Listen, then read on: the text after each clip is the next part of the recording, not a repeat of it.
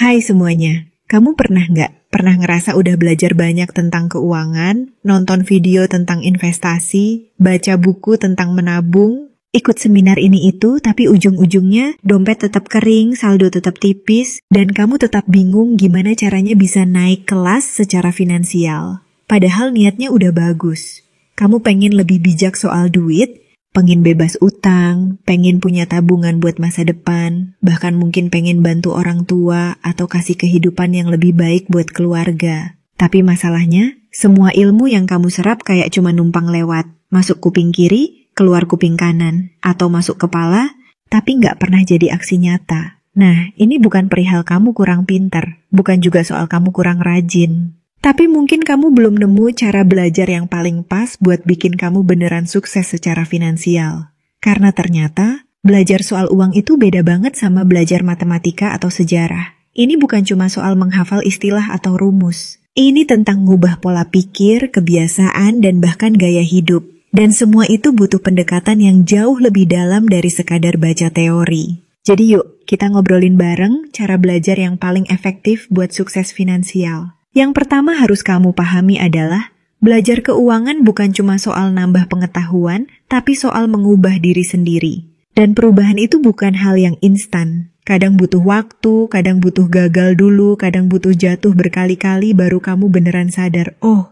ternyata gini toh cara ngatur uang yang benar. Jadi jangan buru-buru pengen hasil. Fokus aja dulu sama prosesnya. Belajar yang paling efektif itu sebenarnya bukan dari baca buku keuangan tebal atau dengerin podcast motivasi tiap hari, tapi dari merenungin kesalahan sendiri. Serius, momen kamu kehabisan uang di tanggal 10 padahal gajian tanggal 1, itu jauh lebih ngena daripada 10 tips ngatur gaji yang kamu tonton di YouTube. Momen kamu ngutang buat beli HP baru cuma karena gengsi, terus akhirnya nyesel. Itu lebih tajam efek belajarnya daripada 3 bab soal konsumtif dalam buku perencanaan keuangan. Jadi mulai sekarang, tiap kamu bikin kesalahan finansial, jangan buru-buru nyalahin diri sendiri. Jangan juga langsung cari pelarian. Duduk bentar. Rasain rasa bersalahnya. Tanya ke diri sendiri, kenapa ya aku tadi belanja impulsif? Emang aku lagi butuh atau lagi kosong aja hatinya? Karena seringkali, masalah uang itu cuma permukaan. Akar masalahnya ada di dalam diri. Entah itu soal harga diri, trauma masa lalu, atau keinginan buat diakui orang lain. Nah, belajar dari situ justru jadi bekal yang paling berharga. Cara belajar efektif lainnya adalah dengan mengamati orang lain, bukan mengidolakan. Banyak dari kita yang ngelihat konten orang sukses terus langsung ngerasa kecil hati. Padahal sebenarnya, kamu bisa belajar banyak dari mereka kalau kamu pakai sudut pandang yang tepat. Misal, kamu ngelihat orang yang bisa beli rumah di usia muda. Bukan buat iri, tapi coba kamu cari tahu kenapa dia bisa sampai situ. Gaya hidupnya kayak apa, dia kerja apa, pengeluaran dia kayak gimana. Apa dia pernah cerita soal prosesnya? Mungkin kamu nggak bisa ngikutin 100%, tapi kamu bisa nyomot 1-2 kebiasaan positif yang relevan buat kondisi kamu sekarang. Belajar juga bukan harus dari orang yang jauh lebih sukses. Justru kadang kamu bisa belajar dari teman kamu yang sederhana, tapi selalu bisa nabung. Atau ibu kamu yang mungkin nggak ngerti saham, tapi pinter banget ngatur uang belanja biar cukup sebulan penuh.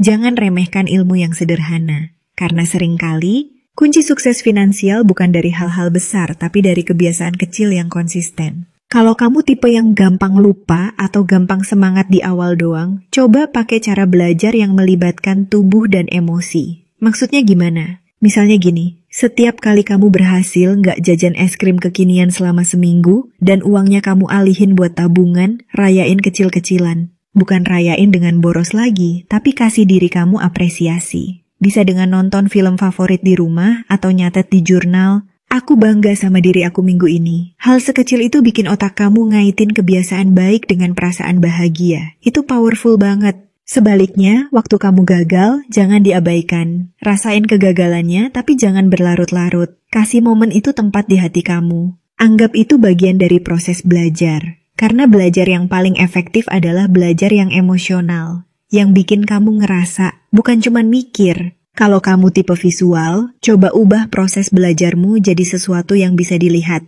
Bikin board visual soal tujuan keuangan kamu. Tempelin gambar rumah impian, saldo rekening ideal, atau apapun yang kamu pengen capai. Taruh di tempat yang kamu bisa lihat tiap hari. Otak kamu bakal kerja lebih giat karena kamu ngasih pemandangan buat dia inget tujuan. Tapi jangan berhenti di visualisasi. Tiap minggu, cek, kamu udah geser berapa langkah lebih dekat ke mimpi itu. Karena mimpi tanpa aksi, ya cuma jadi tempelan di dinding. Buat kamu yang sering stuck karena ngerasa proses belajar itu ngebosenin, coba ubah jadi sesuatu yang fun. Belajar soal investasi sambil main game saham virtual. Belajar soal budgeting sambil ikutan challenge hemat bareng temen. Bikin diskusi santai tiap malam minggu tentang gagal finansial paling memalukan bareng sahabat. Ngelawak bareng sambil introspeksi itu bisa lebih nempel dibanding kamu baca e-book sendirian sambil ngantuk. Kalau kamu ngerasa susah fokus, coba pecah materi keuangan jadi potongan kecil. Jangan langsung belajar semua dalam sehari. Fokus aja dulu ke satu hal. Misalnya, gimana caranya biar aku nggak jajan impulsif.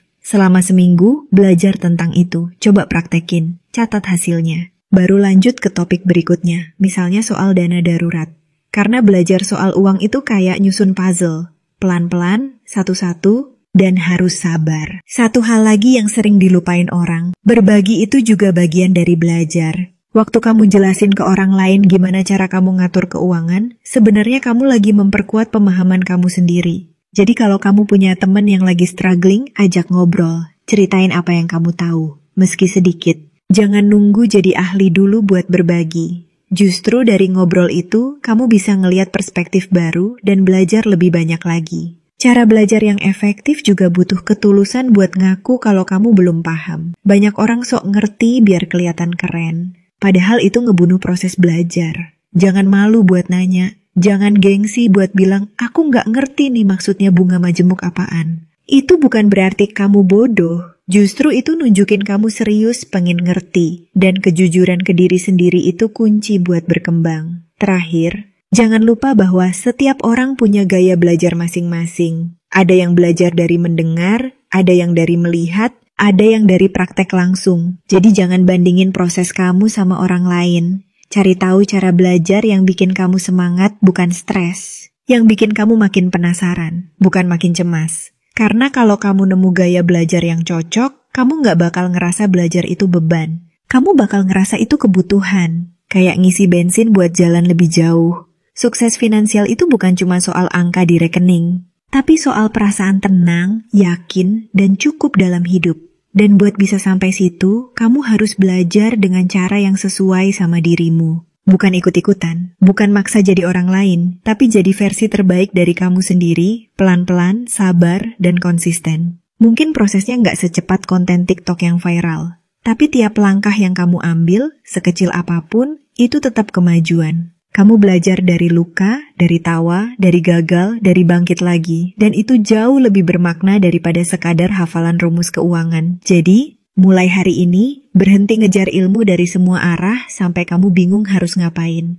Mulai pilih satu jalur, satu cara, dan satu tujuan yang jelas. Rasain prosesnya, catat perjalanannya, dan jangan lupa nikmati juga naik turunnya. Karena disitulah letak belajarnya yang sesungguhnya. Dan siapa tahu, di tengah perjalanan itu, kamu gak cuma jadi orang yang paham soal uang, tapi juga jadi orang yang lebih kenal sama dirinya sendiri. Karena belajar finansial itu sejatinya belajar mengenal kebutuhanmu, keinginanmu, dan batasanmu. Dan kalau kamu udah sampai tahap itu, sukses finansial tinggal nunggu waktu. Semoga video ini bermanfaat. See you di next video.